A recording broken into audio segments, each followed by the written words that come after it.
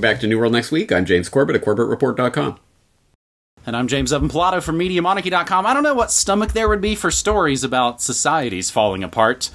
We've got that story plus scenes from an informant restaurant, but first, Ousted Whistleblower warns of darkest winter in modern history.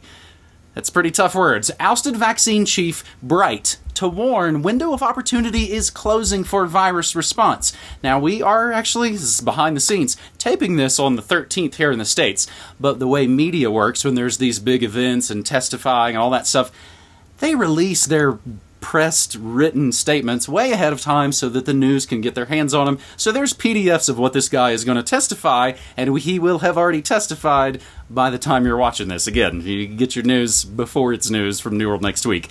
A top vaccine doctor who was ousted from his position in April testifies that the Trump administration was unprepared for the coronavirus and that the U.S. could face the darkest winter in modern history if it doesn't develop a national coordinated response. Rick Bright, the former head of the Biomedical Advanced Research and Development Authority, BARDA, tells Congress that leadership at the Department of Health and Human Services ignored his warnings in January, February, and March about a potential shortage of medical supplies.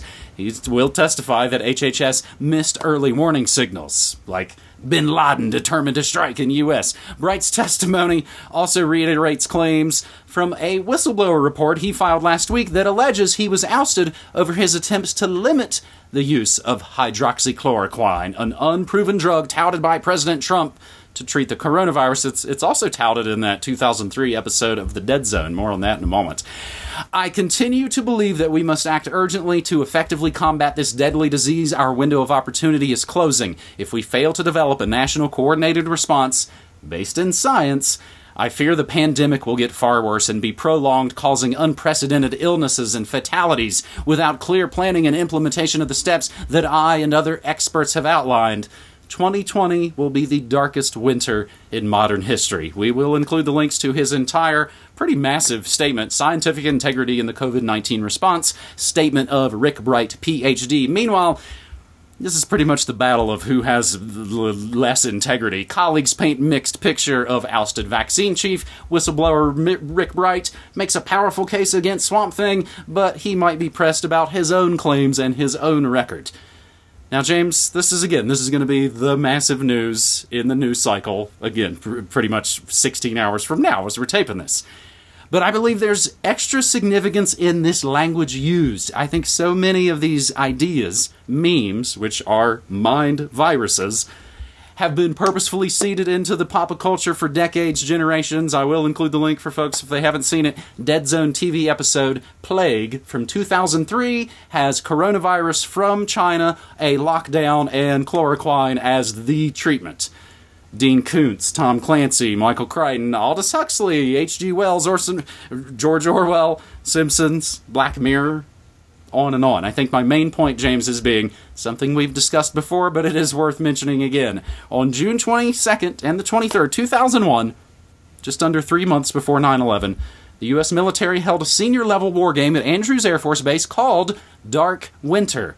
The scenario of this bioterror drill was designed to simulate a smallpox attack, and as part of this war game, the most stunning part, scripted TV news clips were made, fake news, to help make this drill as realistic as possible. I uploaded all 5 of those Dark Winter videos to my YouTube channel in March 2008. They are definitely must-see. So, James, as I throw this back to you, I think, one, do you think this is intentional use of language, meant to be some sort of signal, dog whistle, for the next step in this scamdemic? And 2, if this is the new 9/11 in slow motion, is this basically the Richard Clarke character saying, oh, your government failed you? Yes and yes. It is certainly significant that the phrase dark winter is now being used in regards to this second wave that they have been predicting into reality for some time now, and which I think is coming. Because, specifically, I think the public has not yet been broken.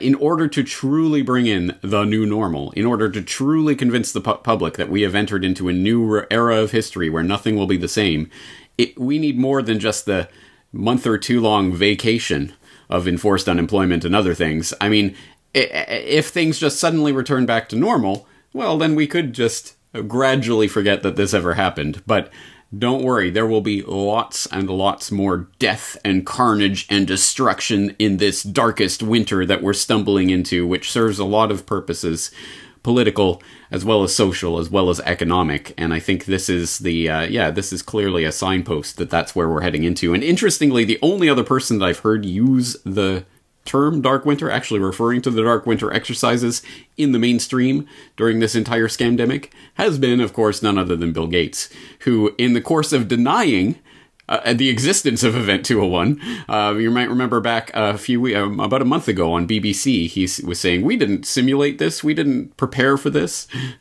but we did have exercises, 15 years ago or 18 years ago called Dark Winter, and he did mention that specifically, but then he said he just glossed over the existence of Event 201.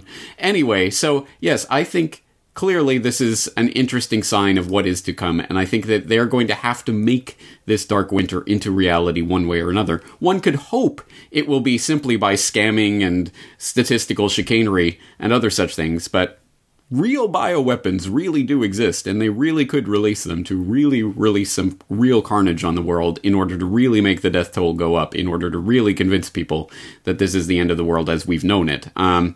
One other interesting point I want to bring up about this guy and his testimony. As you say, I mean, every single headline is leading with this darkest winter quote. AP and Washington Post and all the usual suspects, CNN and others. But you notice that he is throwing shade at the hydroxychloroquine solution. But if you actually read the testimony, go and read on the second page. I found it particularly interesting where he says, when he's talking about getting ousted as director of BARDA, he says, I believe this transfer was in response to my insistence that the government invest funding allocated to BARDA by Congress to address the COVID-19 pandemic into safe and scientifically vetted solutions, and not in drugs, vaccines, and other technologies that lack scientific merit. I would say that he just misspoke. He couldn't be saying that about vaccines. This was a vaccine developer, he was a vaccine researcher, but that's in the written testimony. So I don't know. He's saying vaccines lack scientific merit and shouldn't be being pursued in this case. I think that's the real lead of this story that I haven't seen anyone pick up on. Anyway, I thought that was interesting. Hopefully some Congress critter will mention that during the grilling. So that's interesting, man. It's almost like in some ways Bill Gates is saying too much in all of these massive amounts of interviews. I mean, Colbert had to correct him and be like, dude, don't say final solution. And really recently, so we've got Fauci and we also have Birx. Again, all these shadows on the wall, characters playing out this, again, scripted live scenario, drama, essentially. Dr. Birx basically has said, according to the Washington Post, that she can't trust the CDC at all and that they've inflated the numbers by 25%. But whatever, we should all still be buying into the scamdemic. James, let's move to our second story this week on New World Next Week, episode 408. This is for May 14th, 2020. And again, it's all Rona all the time. And we've been talking about this stuff not only for these last 3 months, but we've basically been talking about the scenarios and the situations and the technology and the psychological operations that have gotten us to the point where we are now for the previous decade here on New World Next Week. Bars, restaurants allowed to reopen if they agree to snitch on customers. An excellent article from Mass Private Eye going over in detail how counties in Louisiana, Texas, and Missouri are all trying to roll out this action. Meanwhile, even the Seattle Times is reporting Washington state restaurants will have to keep a log of customers to aid in contact tracing. Since everything, of course, is moving at warp speed, like we're going to make those, of course, wildly untested vaccines at warp speed, I think we should jump here to the most recent development, which would essentially be the reaction. This from kansascity.com, and again, everything we say will always be included in your show notes, so you can continue the research for yourself. Kansas County orders businesses to track customers. Lawsuit calls that unconstitutional. A rural eastern Kansas county has ordered businesses to keep track of their in-person customers by recording phone numbers and arrival and departure times during the pandemic, a move that has led to a federal lawsuit. The publisher of the local newspaper and a restaurant owner in Linn County, Linn County, Kansas, both want the order blocked, contending it authorizes warrantless searches and seizures, which it very obviously does. They also suggest the county would have to produce lists of customers under the Kansas Open Records Act. So for the same reason we find out about all the Karens who have been calling the snitch lines, they're going to find out who all these people are. So essentially it would be like, oh, the Jameses, they went to this certain bar on this certain date and then they left at this time. And you know it's going to include how many people spend cash. Fortunately, cash is still pretty much king down here in New Mexico, but that's not really the case elsewhere. So they're going to have all those debit card records as well. And don't forget to check in on your smartphone. This would, of course, allow the public to see who the plaintiffs are meeting with and how long, including visits, of course, to medical providers, as don't forget, this is medical martial law. The order's the latest flashpoint, as KansasCity.com says, over public health and personal freedom in Kansas.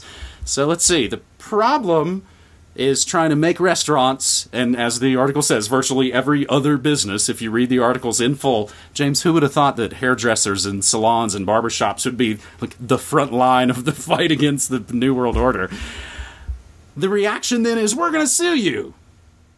So what's the solution going to be, James? Well, the solution that they want to bring in all of this is medical martial law. That's what you're saying. And I think that's exactly it. They're going to proclaim, well, this is an emergency scenario and we need to treat this seriously because public health is in danger, so we can do whatever we want.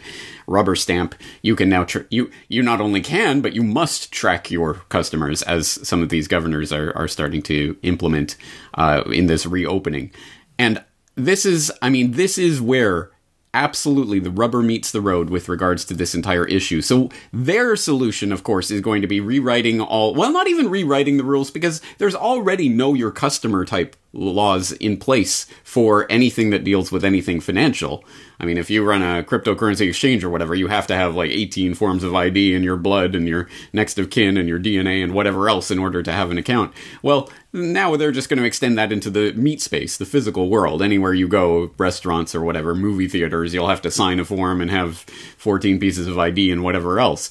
So it's really just an extension of laws that already exist. The real solution, though, not the phony solution that they're trying to bring in, the real solution is going to be economic civil disobedience, not following orders, not complying. If you are a business owner, not taking your customers' details and recording them dutifully and all of this. Oh no, but you might face prison time. Well, that's actually kind of the point. And I am loath to provide this example because people who have followed my work for some time might know I am not a fan of this person, but yes, let's put it on the table. Elon Musk has been one of the people standing up for some of these ideas in recent times, as you may or may not have noticed in his fight with California. And for example, Fee.org has a post up, Tesla's Elon Musk defies government orders in an act of economic civil disobedience. So, yes, I am not a fan of Elon Musk and his various scams or his literal technocratic leanings, or the fact that his grandfather was literally a member of the Technocratic Party of Canada, and he's called for the creation of the Martian technocracy and all of this, and he talks about how we need to merge with the machines so that AI doesn't take over or whatever, all that kind of nonsense. But at least on this issue, although I think particularly and solely for self-interested reasons, at any rate, he is on the right side of this and has been, I think, articulating that. But for people who need a little bit more articulation of why this is not in the benefit of most billionaires to end the lockdowns. Oh, if you're for ending the lockdowns, you're for the billionaires and plutocrats. No. And if you want more on that, you should go to offguardian.org. Opposing lockdown is not profits before people, where Kit Knightley puts that quite strongly and quite articulately, that no, the average person who has been thrown out of work, the average low-wage earner who is now literally unable to feed themselves because of this lockdown, is not for the billionaires because they want a chance to be able to go out and earn some money and put their food on their family's table. And anyway, it's an important point to make, but the point is, economic civil disobedience will be necessary because they are going to push this as far as they possibly can, and do not rely on the courts to uphold the rule of law. Don't worry, guys, the courts have totally got this and they're going to protect you from this type of invasion of privacy. They are not. I think we all know that by now. No, it is going to happen when people put their foot down and do not comply with these types of orders, and do not support businesses that do comply with them. Again, easier said than done, but if we don't do it, it's going to happen. This is going to be the new normal. Downside would basically be, before you can go eat lab-grown meat and crickets at the company restaurant, you'll have to take your biometric temperature and log your visit with the state. Or, possibly, and these I guess aren't mutually exclusive, like you're talking about, civil disobedience, some of these restaurants could act like they're dutifully doing it, but basically feed the system garbage information. Garbage in, garbage out, making it therefore useless. Just one idea to be able to basically be able to push back against this without, again, having armed thugs come and arrest you in front of your family. Finally, James, a perfect media monarchy story, I suppose. I've found myself thinking a bunch about, and I want to do more in further segment on media monarchy, about a one-off UK TV movie from 1985 called 20 Minutes into the Future. Because I think that's pretty much where we are right now. Satire, sci-fi is reality, and now even the writers and creators of satire sci-fi know this. The age of Rona has Black Mirror creator writing comedies instead. Charlie Brooker has said that he's not sure if audiences could stomach another season of Black Mirror at the moment. In a new interview with RadioTimes.com, Brooker suggested that the public mood doesn't suit another season of his dystopian anthology series. When asked about another season, Brooker said, quote, "I've been busy doing things. I don't know what I can say about what I'm doing and not doing." Sidebar, of course, that means other people own your work when you're not at liberty to say, I can't even talk about the things because, of course, other corporations already own my ideas before I've written them down. Sidebar. I don't know what I can say about what I'm doing and not doing. At the moment, I don't know what stomach there would be for stories about societies falling apart, so I'm not working away on one of those. I'm sort of keen to revisit my comic skill set, so I've been writing scripts aimed at making myself laugh. And Charlie Brooker already has another show coming up. BBC Two confirms Charlie Brooker's antiviral wipe. I guess they have these series of something wipe. I had to research that to find out what on earth they were talking about during the half-hour episode. Brooker, the creator of Black Mirror, will look at what we've all been watching while stuck in quarantine. So, speaking of that, I hear, James, there's this great, horror sci-fi miniseries about this little sniveling little, computer nerd worm. He comes from this, family cult of, planned serial killers, and he wants to force experimental drugs on this slave-like population. They're all addicted to, Soylent Green and Running Man TV shows. It's called, Kill Bill Gates of Hell, something like that. What have you been binging on, James? Yeah. Well, yeah, what I've been binging on, all I've been doing, unfortunately, for the last several weeks now, is watching Bill Gates interviews, reading books by and about Bill Gates, and looking at Bill Gates' website and all of this. So, yeah, I'm neck deep in Bill right now. But, yeah, on the story of Charlie Brooker and Black Mirror, I'll confess, I still have never seen an episode of Black Mirror. I research this for a living. I don't need to watch sci-fi to, get some window in the future. I already know what's coming. But I'm glad that, at the very least, more people seem aware of these issues because of the predictive programming. Does that mean that they are more or less likely to stumble into it? That's the real question. At any rate, yeah, this is kind of like what we've talked about before with regards to, The Onion. Remember back when they were funny? And then it became, well, no, this is not The Onion, guys. This is real. Because at a certain point, the satire starts to blend with the reality until, what are we even satirizing anymore? So, in this case, yeah, the predictive programming is just the news. It's now, is this Black Mirror or is this the news? I don't know. I can't tell anymore. Okay, let's do something different. So, unfortunately, this is what we're getting into. And, it does really raise the question, the profound question of, is there a sense in which you can have this type of dystopian warning that isn't predictive programming, that isn't just preparing people for what's coming, that actually shakes them out of their cage, given the fact that most people, when they are consuming this material, are sitting there like this, just zombies. I just don't know if that's really possible, because all television does is put you into a zombie state, a passive zombie state, watching images flash by on your screen, which of course is the metaphor for the cave. That's what it is. We are just watching shadows on the wall, and we're not actually interacting with reality. That's what TV does to you. So can you have a TV show that shakes you out of that? Not unless you have a TV show that encourages you to actually smash the TV into pieces. That's, James, I think, in a lot of ways, again, I call it media monarchy. I, of course, have spent a lot of time in film and all that different... Anymore, though, I read about it. It's a much more efficient way, and in a lot of ways it helps you keep a bit of a arm's length distance to a lot of the programming. You're able to research it, but also maybe not have it sort of play on you. People do really seem to be pushing back this time, James. It certainly hasn't taken 19 years for people to figure out this latest scam, which might, of course, just make the powers that shouldn't be push it that much harder, and then we'll keep pushing back that much harder again. In the ways that we do, non-violent ways, where we, again, remove our consent and decentralize. This isn't about getting in the streets and fighting. Remember, the man knows really well how to deal with that. So, as I always like to wrap up these episodes, James, just by inviting people to come check out my radio stream. 8 hours a day, Monday through Friday, 9 to 5, news, music, memes, and more.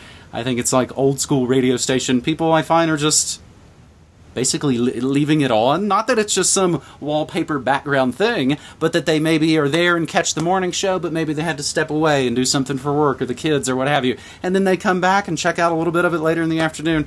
I think it's like a radio station. I hope folks come check it out, MediaMonarchy.com/listen. If they click actually through that Discord widget, they can come get a free pass for a limited time and check out, I think, a pretty awesome chat stream. James? All right, and just the deprogramming note from my side, as people may have noticed, yes, I'm not putting any other material out right now because Brock and I are working 24/7, non-stop, obsessively on this next Gates installment. It will take a little while. It may not be available on Friday. At any rate, it will be up when it's ready, and it will be hopefully not too long from now. But anyway, you'll just have to sit tight and wait for it because that's what we're working on right now. That being said, looking forward to another edition of New World next week. James, thanks again. Thanks so much, buddy. Take care.